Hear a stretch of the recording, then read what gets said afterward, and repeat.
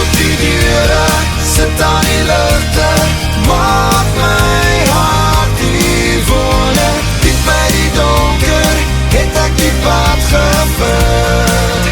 Au, maak op die deure, ver van die mure, die is welkom om te bly,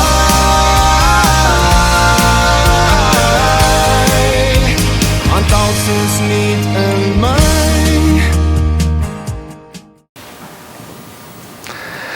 Geliefdes in die Here, ons teksgedeelte is Handelinge 1. Ons gaan lees vers 13 en 14 en dan ook Handelinge 2, verse 1 tot 4 en dan weer 37 tot 42.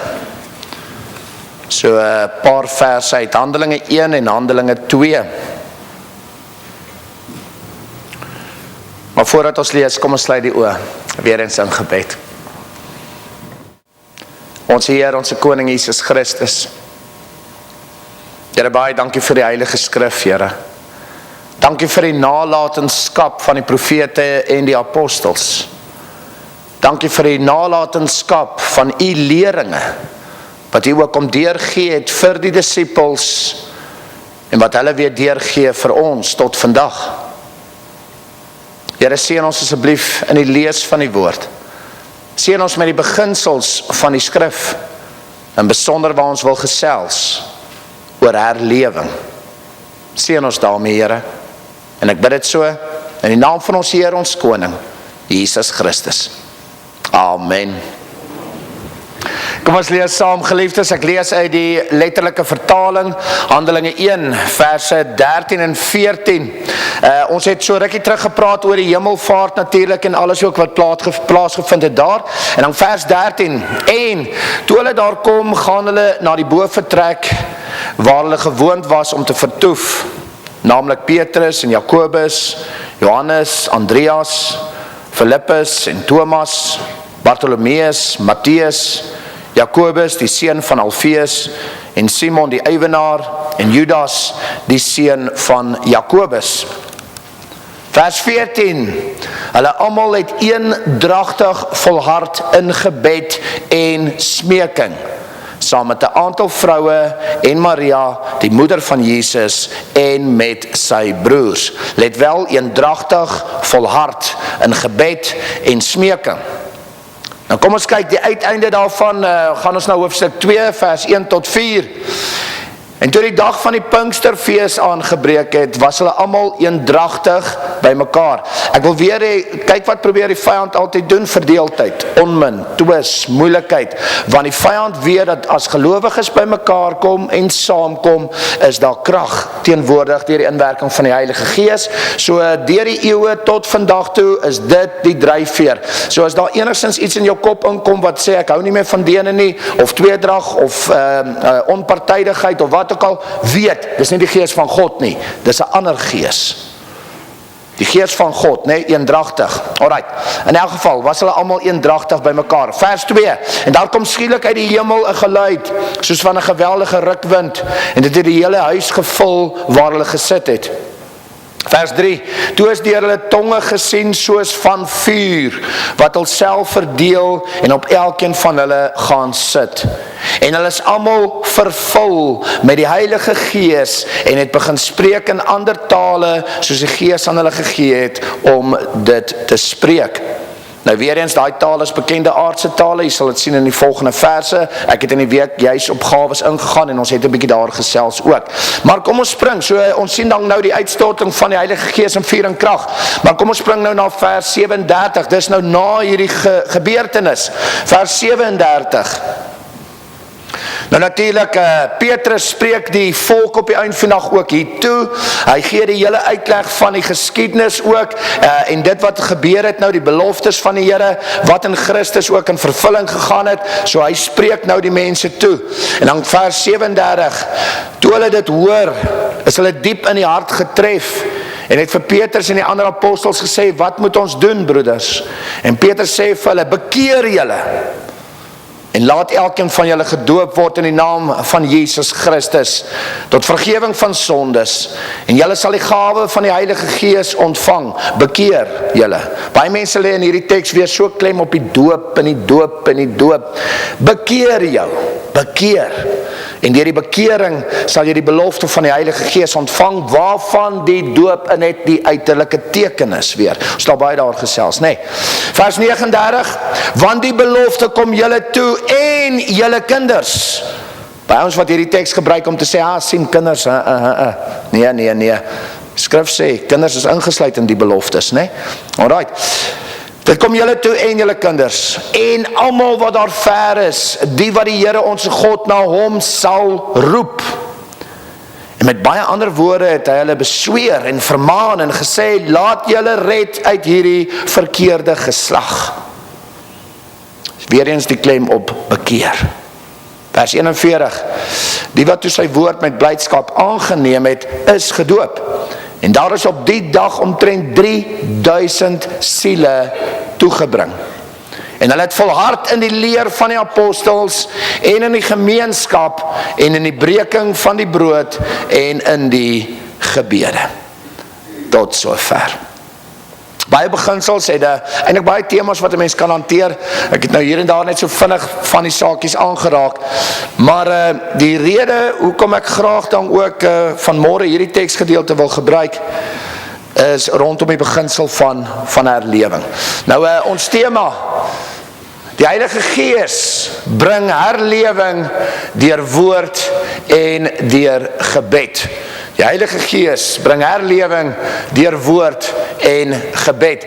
Nou geliefdes, ons gaan 'n bietjie gesels hier oor herlewing.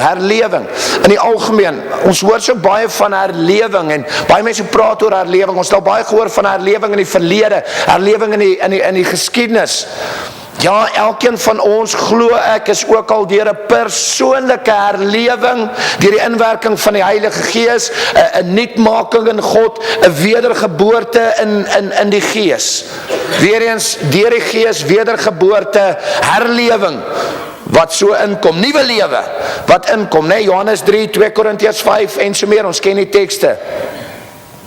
Ja, ons hoor ook van sporadiese herlewings wat plek plaasvind, byvoorbeeld in 'n gemeente hier of 'n gemeente daar, of tydens sekere tydperke in die geskiedenis en so meer. Maar ek dink baie min van ons het 'n ware allesomvattende besefing van massiewe herlewing. 'n allesomvattende belewing van wat herlewing werklik is. Byvoorbeeld waar 'n hele stad of hele dorp of hele gemeenskap, land herleef. Dink is iets wat baie van ons na smag om te beleef. Hoe wonderlik moet dit nie wees om dit te beleef nie, hoe wonderlik om dit te aanskou. Nou die boek van Handeling getuig juis oor herlewing. Vanaf die apostels tot by die uithoeke van die aarde waar ons selfs vandag is. Geskiedenis is vol herlewing. En interessant as jy kyk na die geskiedenis van Suid-Afrika. Suid-Afrika is vol herlewing. In ons geskiedenis, dis deursaai, dis deurtrek in ons geskiedenis. Suid-Afrika baie bekend vir herlewing en God se inwerkinge in die land en in die mense van die land hier in Suid-Afrika. Ons het byvoorbeeld net van die herlewings wat ek nou noem, daar is nog baie. Herlewings in 1857 in KwaZulu-Natal. Die 1858, 1859 herlewing in die Oos-Kaap. Die 1860 herlewing in die Wes-Kaap. Die 1899 tot 1904 herlewing tydens die Anglo-Boereoorlog. Die 1905 herlewing, die 1967 herlewing, die 1940 tot 1980 herlewing in die Oos-Kaap en so meer. Ek haal net van die herlewings uit wat net in Suid-Afrika plaasgevind het. Net hier. En soos ek sê, dis nie eens almal nie, daar's nog baie. As ons kyk na die geskiedenis van Suid-Afrika en die hoeveelheid herlewing, besef ons dat God het 'n plan met Suid-Afrika. Ek dink ons verloor baie keer hoop, nee, omstandighede en situasies en alles. Maar ek wil vandag weer vir jou bevestig, die Here werk nog altyd in Suid-Afrika. in en deur gelowiges. Herlewing in Suid-Afrika. Met ander woorde, God is besig met Suid-Afrika. Moenie moed verloor nie. God is besig met Suid-Afrika. En ek glo dat God is nog nie klaar met Suid-Afrika nie. En ons hoop dat ons weer 'n groot herlewing sal beleef.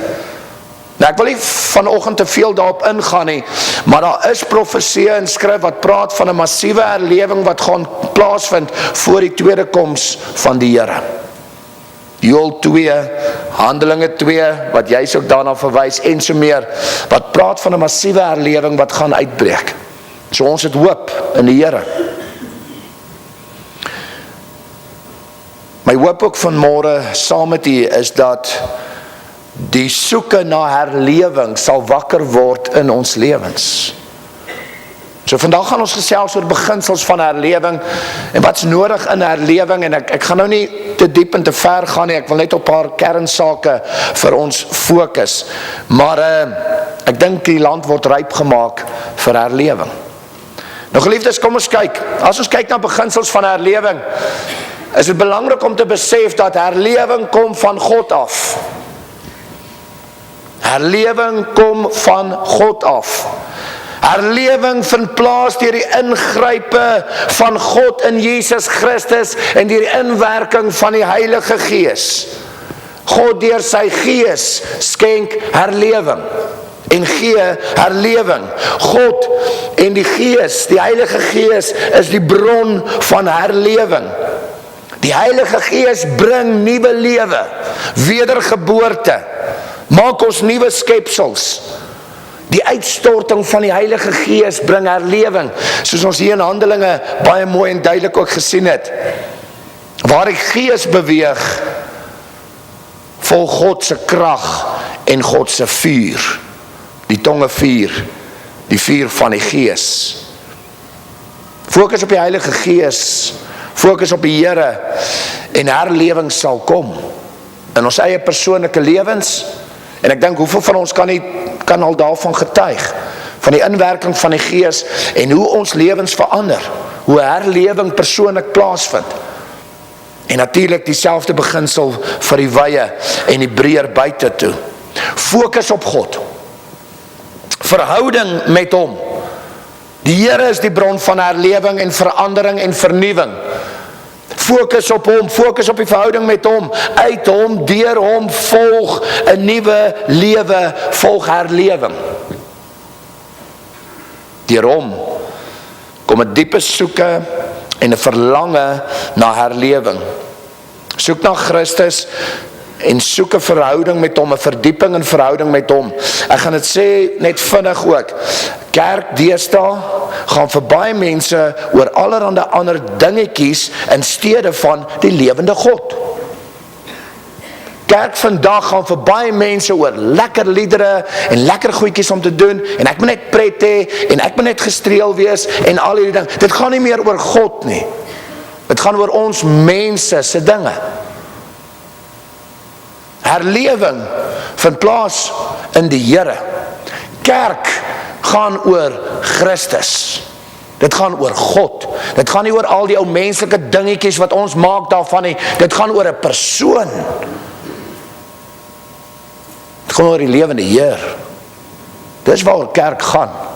Al die nitty-gritty goed wat ons deesdae oral sien, en daardeur probeer mense om 'n herlewing te bewerkstellig onder mense, maar mense is geestelik intussen dood, vasgevang in die eie ek wêreldse dinge. Kyk na kerke, kyk na gemeentes in die algemeen. Iets waarteen ons self ook moet waaksaam wees. Herlewing lê nie in mense se hande nie. Herlewing lê nie in inisiatiewe en planne van mens nie. Menslike planne, besluite, werke, aksies, inisiatiewe en so meer nie. Dis nie waarin herlewing lê nie. Om dinge lekker te maak vir mense is nie waarin herlewing gaan lê nie. Herlewing lê nie in ons tipe liedere, spiritualiteite, bedieninge, uitlewings, bands, elektroniese media, lekker dienste, genot en al hierdie menslike konsepte nie. Dit lê nie daarin nie. So mense kyk baie keer na kerke wat al hierdie goed doen en ons dink herlewing. Nee, mensgedrewe inisiatiewe. En nie om te sê dis verkeerd nie. Ons wil natuurlik die evangelie lekker maak om mense in te trek, maar ons praat nou hier van herlewing. Dis nie herlewing nie, geliefdes. Want herlewing kom uit God, net uit God. God is die bron van herlewing, nie mens nie. En geen inisiatiewe van mens nie. God alleen is bron van herlewing. Dis in hom, dis by hom, deur 'n soeke na hom. Na hom. Dis waar jou herlewing plaasvind. Nie mens nie, nie inisiatiewe nie. So ons dank die Here vir al die wonderlike en lekker dinge wat in gemeente en gemeentes plaasvind. Wonderlik, maar moenie die fout maak nie. Dis nie herlewing nie. God is die bron, nie mens. Maar kom ons gaan verder. Ons kan nie fokus op ons eie krag en inisiatiewe nie, geliefdes. Ek begin dit al meer en meer net besef. Ons menslike planne, ons menslike inisiatiewe, op die einde van die dag hou net 'n kort rukkie. Dis nie blywend nie. Ons impak as mens is nie blywend nie. Ons kan nie fokus op ons eie krag en inisiatiewe nie, maar ons kan fokus op God. Ons moet fokus op God en die kernbeginsels wat die Here vir ons vra, om op hom en dit wat hy vra te fokus. En uit skrif en uit die geskiedenis baie fascinerend, is daar veral twee kernbeginsels wat die Here vir ons deurgee, wat noodsaaklik is by die skep van herlewing, by die groei tot herlewing. En ek wil weer sê, dit breek nie af van alle kerklike aksies nie, natuurlik nie, asseblief nie. Dit breek nie af van kerklike dienste en so meer, en natuurlik ook nie, ja. Maar veral twee sake kom herhalend na vore, wanneer ons kyk na skrif, en ons kyk na die geskiedenis rondom herlewing. En hierdie twee beginsels is gebed en verkondiging. Gebed en verkondiging in die Here, die woord en gebed, daai twee beginsels is die beginsels agter herlewing in die Here. Gebed en verkondiging. Neem Handelinge 1 en Handelinge 2 wat ons nou ook gelees het. Selfde voorbeeld. Die apostels het eensgesind bly bid, volhard in gebed en in smeking. Ons het dit gesien. Ons het het gesien hoofstuk 1, ons het het gesien hoofstuk 2, eensgesind, bid, smeek, volhard in die gebed. Die Heilige Gees wat toe uitgestort is in vuur en in krag, soos wat Christus beloof het, natuurlik. En wat gebeur net daarna? Net daarna vind prediking plaas.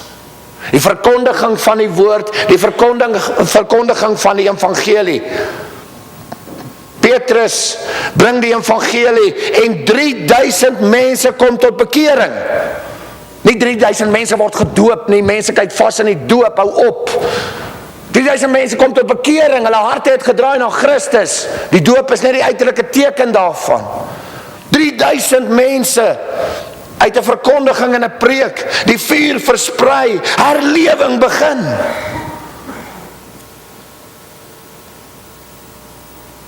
Die geskiedenis van herlewing, as 'n mens dit bestudeer, dan kom ons agter hierdie twee sake, is die sake wat voortdurend voorkom by alle herlewings. Bid en verkondig. Gebed, verkondiging. Nie al die fancy, nice goedjies wat ons altyd wil hê nie. Die basiese, gebed en preek, verkondig. Beide, bid en spreek, of bid en preek, is diep gewortel in die Here self, in diepe afhanklikheid van God. Nie mensgedrewe aksies nie. In afhanklikheid van die Here bid ons, en in afhanklikheid van die Here preek ons. Gebed, verkondiging in die Here.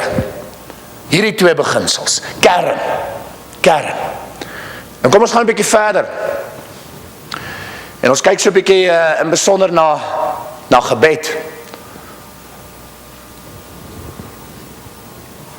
God plaas in ons 'n soeke na hom en 'n soeke na herlewing. God plaas dit in ons harte, in sy kinders se harte. God plaas in ons 'n lewe van gebed, waarin ons hom soek en by hom pleit. Ek wil weer 'n baie bekende gedeelte lees, maar net om dit te bevestig, Lukas 11, ek het dit in die week ook gebruik, verse 9 tot 13, Christus wat leer en sê, en ek sê vir julle, bid, en vir julle sal gegee word, soek, en julle sal vind, klop, en vir julle sal oopgemaak word, want elkeen wat bid, ontvang, en hy wat soek, vind, en vir hom wat klop, sal oopgemaak word. En vir watter vader onder julle sal as sy seun brood vra, vir hom 'n klip gee, of ook 'n vis vra, sal hy hom in plaas daarvan 'n slang gee, of ook as hy eier vra, hom 'n skorpioen gee. As julle dan wat sleg is, weet om goeie gawes aan julle kinders te gee, hoeveel te meer sal die hemelse Vader die Heilige Gees gee vir hom wat daarvoor bid. Die Here gee die belofte, bid en jy sal ontvang, soek my, jy sal my vind, klop, ek sal vir jou oopmaak, vra, jy sal ontvang. Soek die Here, in die Here, en jy sal hom vind, en vir hom wat vra, sal die Vader die Heilige Gees gee, 'n belofte. En geliefdes, nie net rondom herlewing nie, maar algemeen in ons lewens, om te bid vir hulp en uitkoms en vergifnis en verlossing en oorwinning en volharding, vir God se eer, vir God se wil, vir God se koninkryk, vir herlewing, vir bekering, vir wedergeboorte. Bid ons nog vir hierdie dinge? Of is ons so vasgevang in die eie ek self, en die eie ek se begeertes, en lekker dinge, en die genot, en al die dinge, en alles moet net mooi hardloop vir my? Bid ons nog vir hierdie dinge? Om die Here te vra, en om die Here te raadpleeg, en te weet dat hy sal skenk bo verwagting op sy tyd. Geliefde, en dit kos geduld, dit kos volharding. Hierdie laaste tyd so baie wat volharding op ons gedruk word, op my en baie van ons wat dit ontvang, volhard, volhard, volhard, volhard.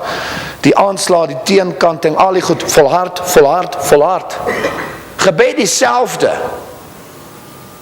Om te volhard, geduldig te volhard. Meerderheid predikers, interessant, getuig van aanhoudende gebed voor herlewing uitbreek. Om aan te hou bid, om te volhard in dit, om nie moeg te word om te vra nie.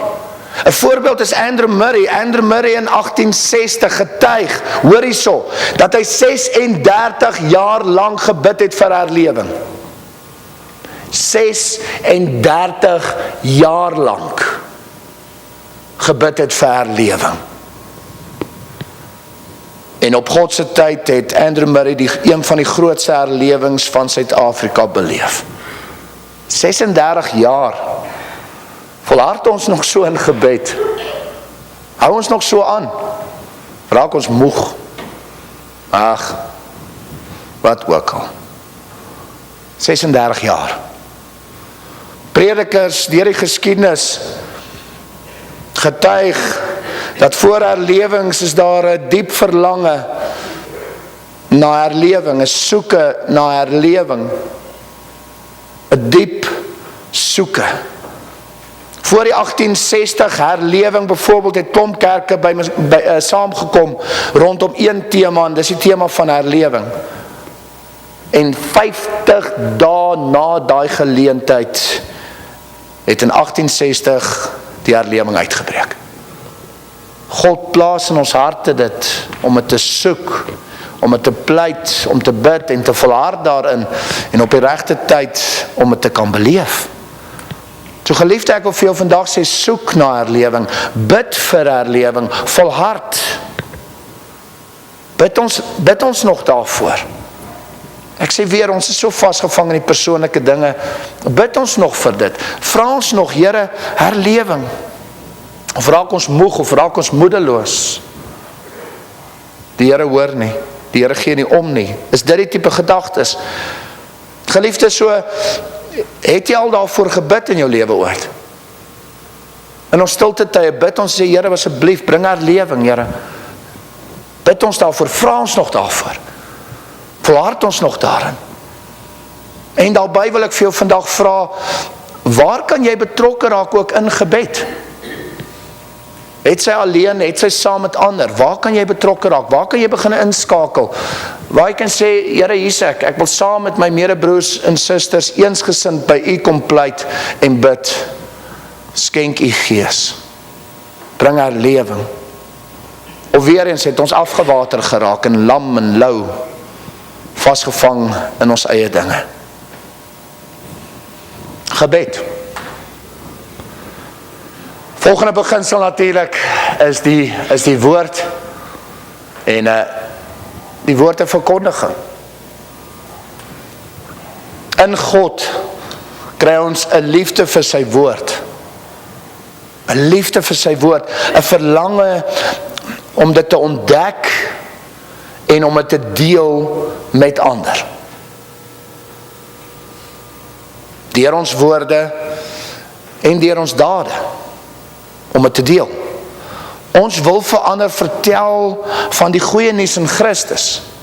Ek glo almal van ons wat hier is, meerderheid in elk geval, het daai verlange om die goeie nuus in Christus te deel met ander, om vir ander te vertel van redding, om vir ander te vertel van uitkoms, om vir ander te vertel van verandering, om vir ander te vertel van die hoop wat daar is in Christus Jesus. Hoe dit moontlik is om in verhouding te wees met die lewende God, deur die middelaar Jesus Christus, en deur die inwerking van die Heilige Gees. Ons wil vertel, ons wil getuig, ons wil preek, ons wil verkondig, ons wil die woord deel met ander. En daarmee sê ek wat ek in die week ook gesê het, almal het nie die gawe om voor klomp mense te praat nie, ons weet dit, maar in jou persoonlike lewe, teenoor jou vriende, teenoor jou familie, selfs in die kleine, doen ons dit nog, het ons nog 'n begeerte om dit te doen, of weer eens het die ou wêreld en die eie ek en al die ander dinge begin belangriker raak. Geliefdes, voor en tydens elke herlewing is prediking 'n kerndeel. Ons sien dit in Handelinge met Petrus, maar ons sien dit deur die geskiedenis ook. Verkondiging, prediking. Om die volle skrif te preek onvoorwaardelik. Om te volhard in die woord, om te volhard in die evangelie, om te volhard in die waarheid van skrif. Om terug te beweeg na die kernbeginsels van die woord, die fondasie van die evangelie in Christus Jesus, om terug te beweeg na die basiese waarhede en basiese kernbeginsels. Ek wil weer sê, dis asof ons in die kerk dit so gecompliseerd maak. Ons maak dit so moeilik. Ons maak dit so moeilik, terwyl dit eintlik eenvoudig is. Verhouding met Christus Jesus. Terug te beweeg na die kernbeginsels. Maar geliefdes, die volgende is baie belangrik, wat veral uitstaan, en ons het dit gehoor by Petrus, dis kom ek die hele tyd klem lê op bekeer, bekeer, bekeer. Nie afwater met doop nie, bekeer, bekeer, bekeer. Geskiedenis, skrif, bevestig, dat die boodskap wat veral kernbelangrik is voor herlewing plaasvind, is die boodskap van bekeer. Draai om. Hou op met waarmee jy besig is. Stop het. Stop het. Dit wat jy as belangrik ag, stop het. Bekering. Boodskap van bekering.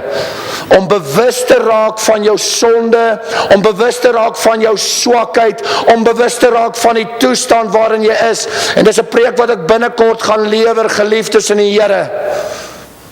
Ons almal is in 'n toestand van sonde. Dit gaan jou in elk geval help om oor die weg te kom met ander mense. Want ons dink mos dat die kerk is heilige mense. Ons dink mos die kerkse mense is perfekte mense. Waar het jy daai leuen gehoor? Wie daai leuen vir jou vertel? Want dit is nie wat die woord vir jou sê nie. Jy gaan te nagekom word deur mense. Jy gaan in moeilike situasies verkeer teenoor ander mense, want raai wat? Almal is sondig, feilbaar, swak, nietig, helverdienende mense. Almal. Nee, ek kan nie daai persoon vergewe vir dit wat gedoen is nie. Besef 'n bietjie jou eie toestand. En besef die toestand van almal om jou. Nee, ek wil nie kerk toe gaan nie, want dien doen dit, en dien doen dit, en dien sê dit, en dien maak so, en dien is dit, en dat. Waar is jou fokus? Is jou fokus op mens? Of is jou fokus op die Here? Ek is hier, want ek wil my God dien. Ek is hier, want ek wil dankbaarheid aan my Here betoon, ten spyte van Pietie, Sunny, Jannie of wie ook al met al hulle foute en tekortkominge. O ja, ek self besef my eie swakheid en nietigheid en tekortkominge. Hoekom dink julle sê die Here, haal die balk uit jou eie oog voor die splinter uit iemand anders se oog wil uithaal? Met dieselfde oordeel wat jy veroordeel, sal jy veroordeel word. Ons fokus op mens, ons fokus op allerlei ander dinge, goeders. En ons besef nie die toestand van ons as mens in die algemeen nie. Ekskuus, soos ek sê, dis nog 'n preek wat gaan kom. Want ons moet begin besef wat is ons toestand. En as jy begin besef wat is jou eie toestand en jy besef wat is die toestand van jou broer en jou suster, dan maak dit jou hart eintlik sag om te besef, hoor jy, maar die genade wat God vir my gee, miskien moet ek daai genade ook vir my broer en my suster gee. Wat selfs in my brein fouteer het teen my.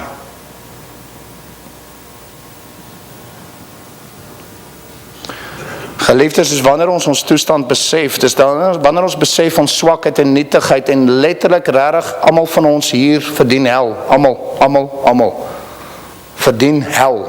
Alle mense op aarde verdien hel.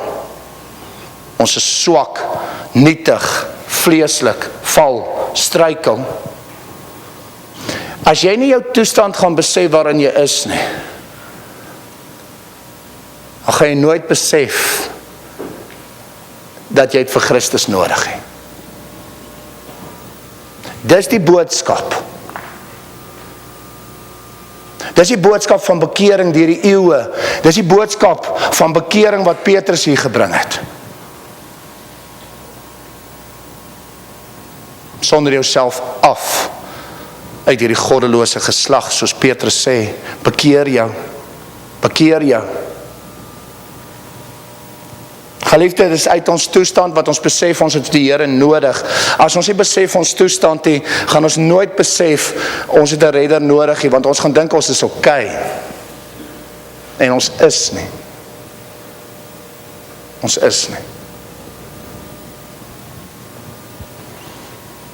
Die besefing van ons toestand besef ons die nood vir Christus, ons nood vir hulp, ons nood vir redding.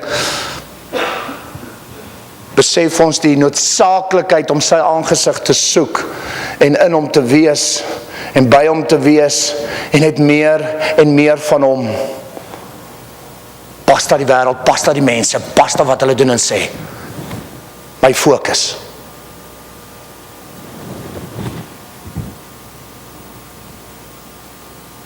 Om sy aangesig te soek en ons totale nood en afhanklikheid van hom te bely. 'n besefing van sonde en swakheid lei tot 'n soeke na die Here en na sy genade. En dit is die beginpunt van herlewing. Elke persoon wat hier in hierdie gebou vandag sit, wat nou 'n ontmoeting met die Here gehad het, dink terug aan jou lewe. Waaruit het daai ontmoeting ontstaan? Dit het ontstaan uit jou nood uit. Dit het ontstaan uit 'n besefing van, ek kan nie. my omstandighede, wie ek is, wat ook al nie, ek kan nie, ek het U nodig. Dis uit daai beseffing wat jou soeke ontstaan het, en dis daai soeke in die Here, wat die herlewing en wedergeboorte in jou eie lewe begin plaasvind het. Dis die kettingreaksie. Dis die woord, dis die evangelie, dis die kernboodskap van alles. Soos getuig word in 1860 se herlewing weer eens.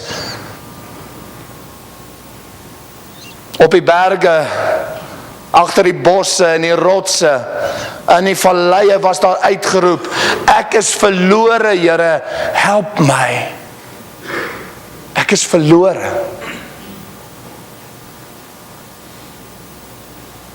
Uit die beseffing van ons verlorendheid groei 'n soeke na God. So geliefde, ek wil vandag vir jou vra en vir my vra en almal vir ons, besef ons nog ons nood. Besef ons nog ons eie toestand. Besef ons die toestand van almal om ons. In elke kerk, in elke gemeente, orals. Orals. Besef ons die toestand waarin ons is. En veral ons eie toestand. Soek ons nog die Here, soek ons nog sy aangesig, en belangrik, vertel ons nog ander van die nood waarin ons as mens is en die uitkoms wat ons het in die Here. Vertel ons nog ander daarvan. Geliefde, al is daar een ding vandag wat ek wil hê jy moet besef is, ons het hom nodig, ons het hom so nodig, en ons is baie keer vasgevang in godsdienstigheid. Ons het die uiterlike skyn, maar die innerlike krag verloon.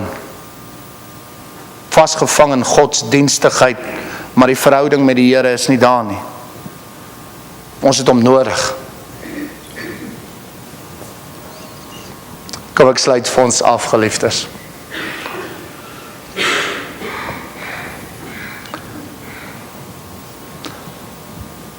Uit angs, uit die beseffing van ons omstandighede, groei 'n soeke na God. Geskiedenis skrif, geskiedenis bevestig, dis in donker tye waaruit herlewing ontwikkel en groei. Alle herlewings gebeur uit donker tye uit, groei uit donker tye uit. Almal, reg deur die bank. Nou geliefde, ek dink nie ons so ver en diep te kyk om te besef die geestelike toestand waarin ons mense is nie.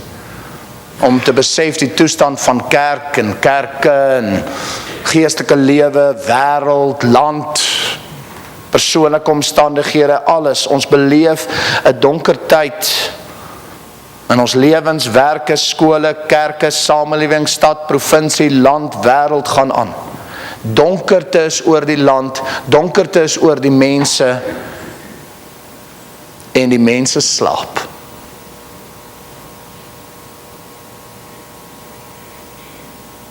Die mense slaap.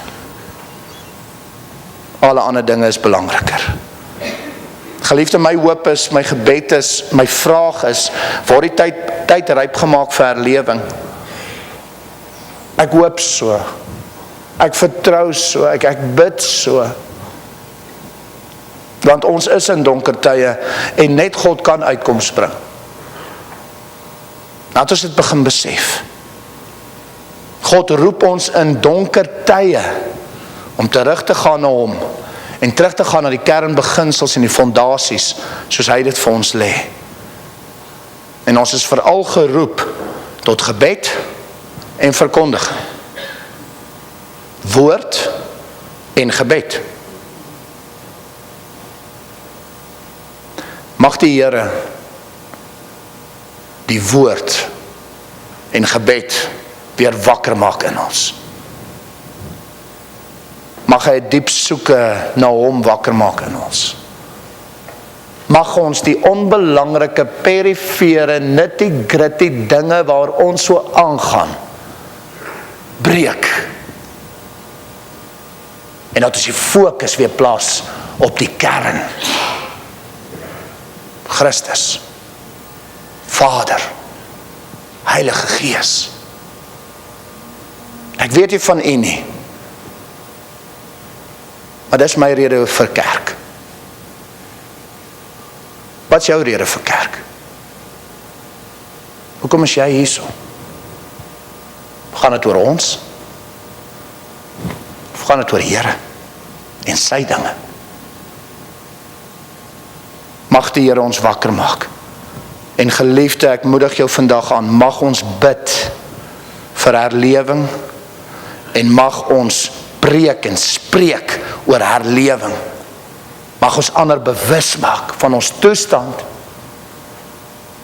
en daardeur saam soek na die aangesig van die Here en die uitstorting van sy Gees. Amen. Ons sluit die oë.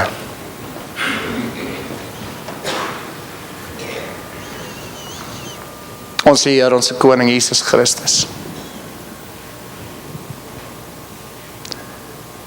Ja, Here, soos ons nou ook gepraat het in die geskiedenis en die skrif, besef ons dat U is die bron van herlewing en hoop en verandering, van wedergeboorte, en net U, nie mens, nie inisiatiewe van mens nie, nie al jou fancy goedjies wat ons wil probeer doen nie, al jou menslike planne, om alles lekker te maak en in die proses al meer soos die wêreld te raak. Here, in alles, deur alles besef ons toestand. Ons besef dat ons is nietig en feilbare mense, elkeen, van die prediker hier voor tot elkeen wat in elke bank sit hier, elkeen. Nietig, feilbaar, swak. Ons besef ons toestand, Here, ons besef ons verdien hel.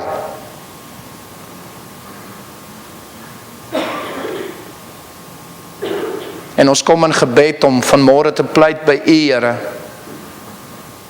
Help ons asseblief.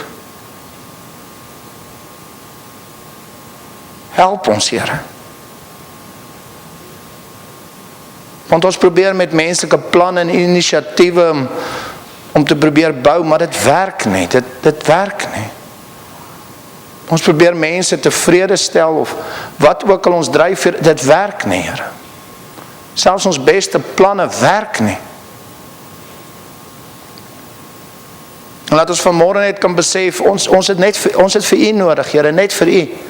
U is die bron van verandering, U is die bron van herlewing, U is die bron van wedergeboorte, en ons besef dit, deur die woord en ook in ons eie lewens.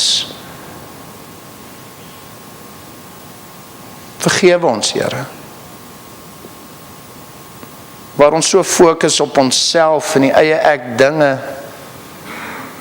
baie keer fokus eerder op ander mense en hulle tekortkominge en foute, en in die proses vergeet van die groot fokus, en dis U. Here, ons bely vandag, ons is jammer. En ons pleit by U, Here. Gryp in. Gryp asseblief in ons lewens. Gryp asseblief in die kerklewe, in die algemeen. Maak die kinders weer wakker. Maak die kinders bewus. Help ons om al die ou dinge wat so die aandag en fokus aftrek, om dit neer te lê. En ons fokus te hou op U. Die begin en volëinder van ons geloof. Here, bemagtig ons deur die Heilige Gees ook. Om self te kan staan in die beseffing van die waarheid van skrif, en in gebed tot U te nader en te pleit, maar ook om ander weer bewus te maak van die waarheid van die skrif, die woord, die evangelie, die toestand waarin ons is, en die redding en uitkoms waar is. Seën ons in ons gebedslewe, Here, dat ons waarlik sal bid, dat U koninkryk sal kom. Dat U wil sal geskied, soos in die hemel, so ook hier op die aarde. Dat U naam verheerlik sal word. Help ons om bewus te wees deur die inwerking van die Heilige Gees, om te bid vir herlewing en bekering en ommeswaai. Maak ons attent, Here, deur die Gees en help ons om te volhard, al is dit 36 jaar soos Andrew Murray. Ons is lief vir U, Here. En ons is so jammer vir dit wat ons dit gemaak het, Here. Vergewe ons asseblief. En help ons asseblief. In Jesus Christus se naam. Amen. Maak op die deure, sit aan die lig.